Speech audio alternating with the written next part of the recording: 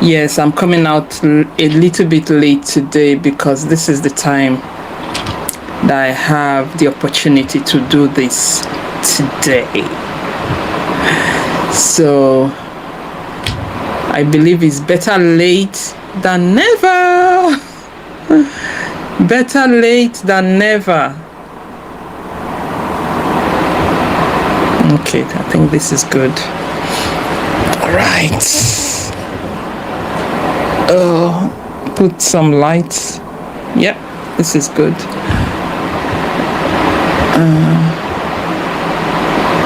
Right. Hello everyone, how you all doing? I'm glad to be here again today. And as you can see from the title of this video, we are talking about embracing yourself. Yes. Why is it that humans find it difficult to embrace themselves? Why is it that they tend to look outwards rather than looking inwards, looking at what is right before them? And when I'm talking about humans, myself inclusive, no one is exempted in this one.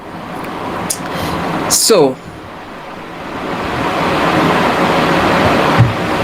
such topic or such experience doesn't just start. It's something that must have occurred over time, most likely from childhood, because that's when we start building up our personas. That's when we start becoming. And when this happens for individuals, it's a completely different experience. As people go through different experiences when it comes to how they are being brought up, and some childhood experiences are sometimes traumatic depending on that experience. Some people's childhood experience is positive. They've been inculcated right from childhood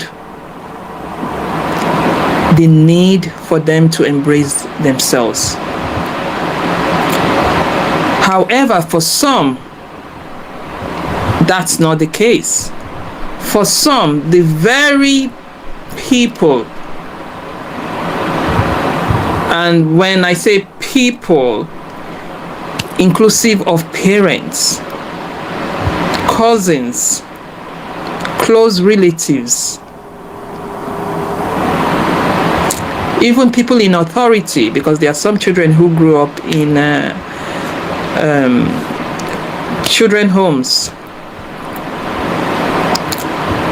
Even at that, they still go through bad experiences. Some children even get molested by their own parents. So these are people who children trust, who children look up to. I mean, you can imagine when you place your trust on a particular person, especially as a child, or the one in authority over that child, the one in a position of authority over that child. And it's that same person who ends up abusing the child. That same person who the child looks up to, who ends up molesting the child. That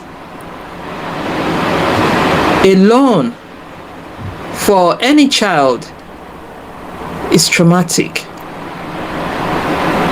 Because when a child looks up to one, they just don't look up to one as the one who watches over them.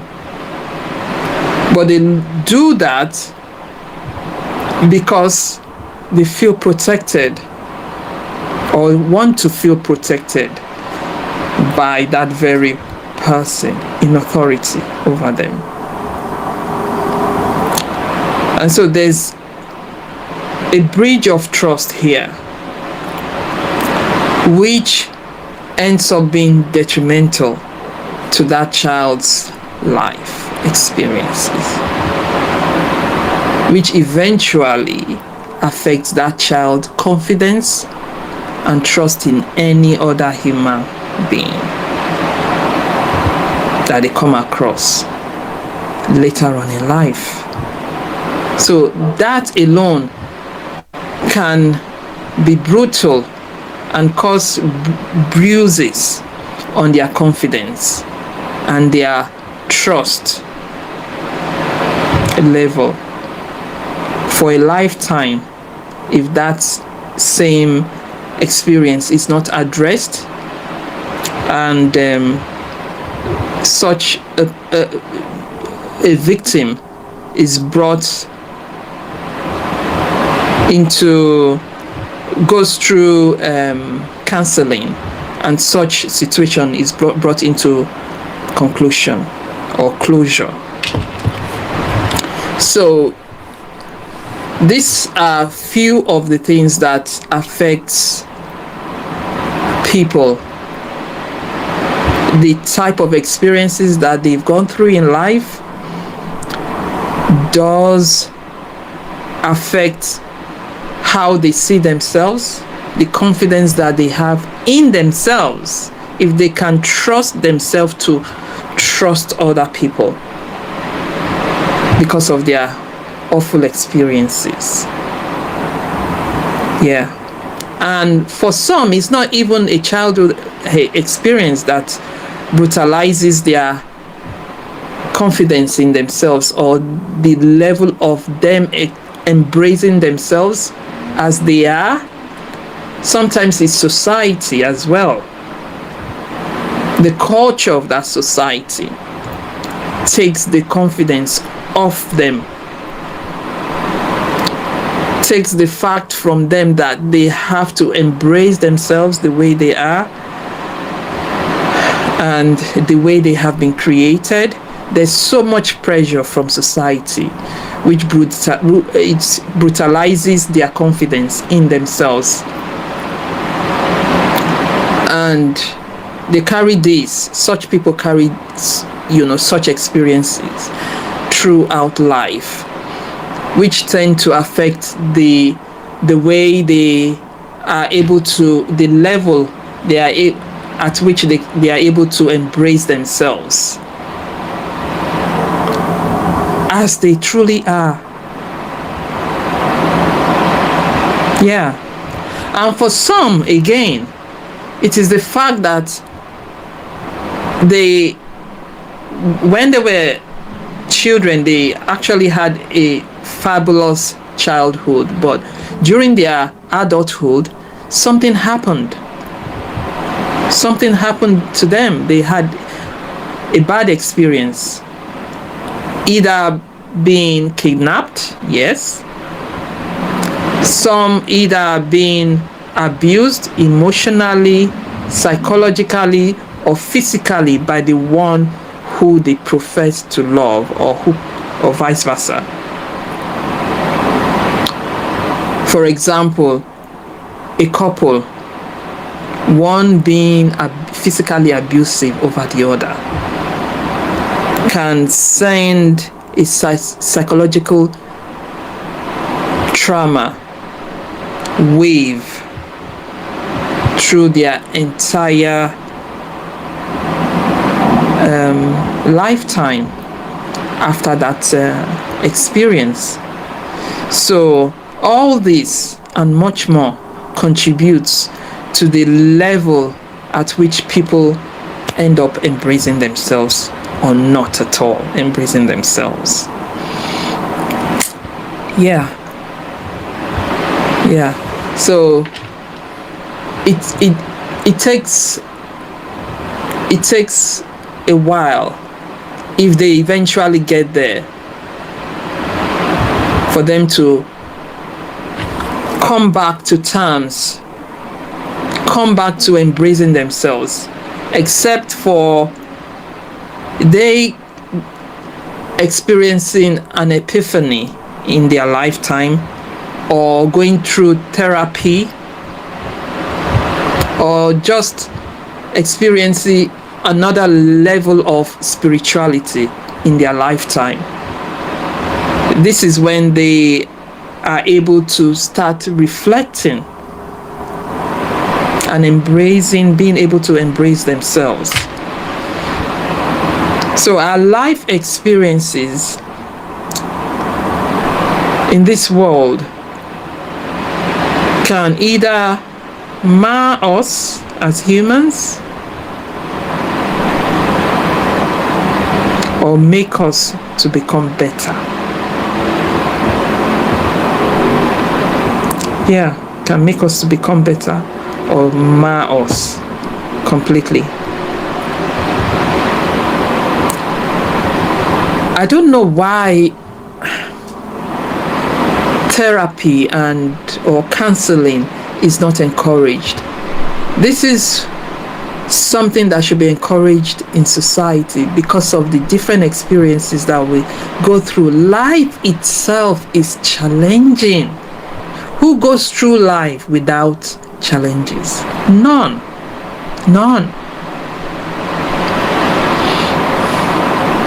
The most influential person in this world has challenges. The most wealthy person in this world have challenges, either psychologically or otherwise. So none is exempted, and none can come forward to say, oh, I'm much better, or I'm superior. No. As we all have different experiences at different times.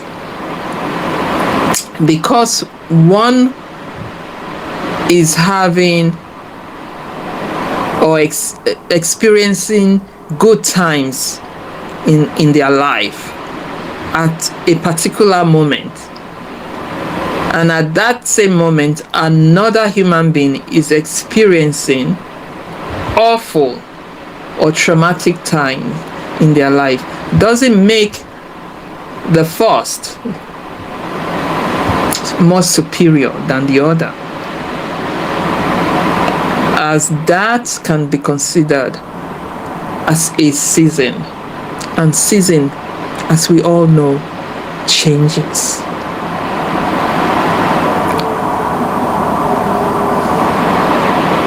For the other to be experiencing good times in their life does not exempt them from experiencing awful times in another season in their lives. Where a balance can come in is when the one who is having a good experience at that season in time can give strength to the other that is not experiencing a good time in their life at that moment in time.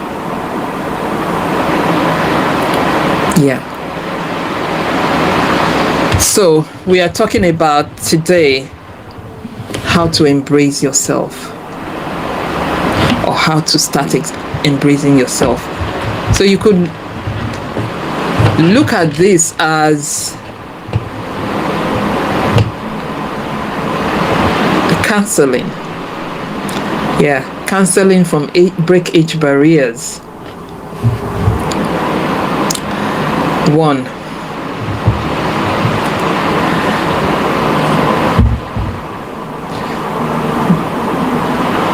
You must start.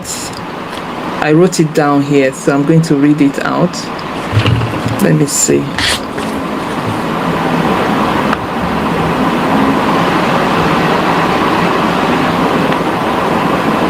Yeah. You must start reflecting on yourself. You must start a process of reflection. A process of reflection whereby you can look back in time at those childhood experiences or whatever experiences that has affected you tremendously, to the extent that you lost yourself. You lost the core essence of who you are. You begin to question yourself if you're good enough or not. So reflection is a good place to start, as it helps replay. It's like having a screen of yourself to watch yourself all over again, and then you can critically assess that situation and be able to understand where you can work on, where it seems you lost yourself, what you must have done to lose yourself or allowed to happen to you, whereby you end up losing yourself because you know that's not you, or that's not who you want to be. For example, I'll give you an example, and I'm using myself as an example right now. When I was much younger, I loved my natural hair when I was much younger, and I'm still blessed with a very good texture of hair. I love the teeny ringlets that I had on my hair, and whenever I go to visit the salon to blow dry my hair, I loved how the length of it. I loved how voluminous it was. I just loved it. But when I became a teenager, and there was so much competition amongst teenagers. When I say competition, with girls, we want to look pretty, we want to look a certain way, we want to meet up with the societal standard and so on. So that's the competition I'm talking about. So there was this pressure on most of us, not just me, to straighten our hair, because that was the societal beauty standard, which to me was revolting, because I didn't see anything special about straightening your hair. I didn't see anything special about it. However, my mom thought otherwise, because I'm from a very humble background. So she told me, because I said to her, I don't want to straighten my hair. I don't care if every other person is straightening their hair or whatnot. Then they might think because she cannot afford it, that's why I ended up not being able to straighten my hair. So I went along with it. I thought it made sense. I thought it was reasonable. enough for me to do that. So I went along and I straightened my hair. And all through the time I straightened my hair, I never enjoyed it. I mean, I still love the texture, but because of how straight the hair was, I couldn't do anything with it. I couldn't, because it came too thin. But by the time I started doing that, that was it. I just went along with it until a certain time in my life, after I became married and had my own child, and I started reflecting, hey, I don't have to please anybody to be me. I like what I have, and I'm going to display what I have. That's what I've been given. So that was a type of reflection that I went through, that I'm talking about here. So I cut off my hair and I started regrowing my natural coily hair, and ever since I've not looked back. Up to today, I have my natural hair. These are just braids, so my natural hair is in there. I take this off, my natural hair is there, because I love what I have. That's part, or one of the ways you can start embracing yourself. Reflection. Look within. Look at what you have. Don't start comparing yourself with every other person. You are unique. There's no other two person like you. You're unique.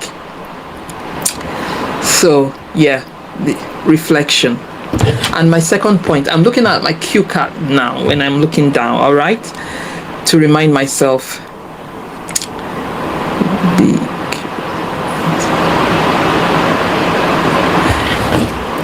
My second point is always be curious about who you are. Don't wait for people to tell you this is how you are, this is who you are, this is what you should be, blah blah blah. Those are people's opinions. Who do you think you are? Look within first. Look within. Be curious. Ask yourself that question. Who am I? And how do you start getting to understand who you are? By asking questions. What are the things that you like? Where do you place your moral values? That's who you are. Look within. Don't be pressured to selling your soul. Don't be pressured by societal standard. It is when that curiosity takes you within yourself. First, reflection. Second, asking yourself, be curious. It's like, for example, I have a bottle of drink here. You have a bottle of drink and you're curious as to how this bottle was put together, or again curious as to how the water got into the bottle. You look at it, reflect, research, ask questions, get answers to your questions to how this bottle was manufactured. That's what you do to yourself. That's how you get to start knowing who you are. When you take decisions to do certain things, ask yourself, why do I keep doing this? When you get easily triggered, ask yourself, what makes me to fall for this triggering? Ask yourself questions. You'll be amazed as to different answers, you get to find out it by yourself.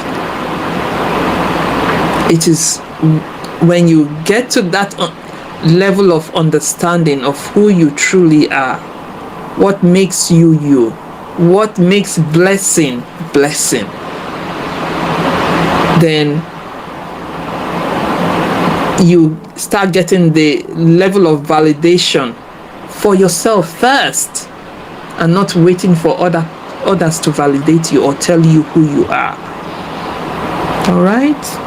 And third, I'm going to be looking at my cue card again.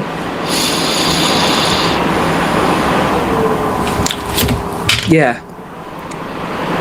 Let go, or learn to let go of what other people, of how other people see you. Let go of the things that you cannot control. There's just this much that you can put under your control. You can't control everything. No one can. So part of embracing yourself is when you're trying to be yourself, when you're trying to express yourself in this world that we find ourselves, and people are just there picking on you and throwing shades at you and judging you. You can't control their actions. You can only control yours. So the one you can control is you. How you react, how you take their unhealthy criticism, because that's not a constructive criticism. If it's constructive, it's meant to make you a better person. When it's non-constructive, let go, because this is who you are. If they can't take it, that's not your business. That's not your headache. It's their headache. So they should learn to control their emotions and let you do yours. Because of how people see you, which you know very well is wrong, is not correct, should not stop you from embracing who you are. No one is perfect. We are all trying to be better. We are all trying to find who we are. And when you begin to find who you are, and you can see your pros and your cons, what do? You embrace the pros.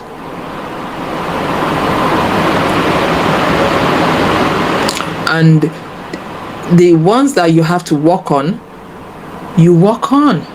When you know you're still learning, you're still in progression, which every other person is.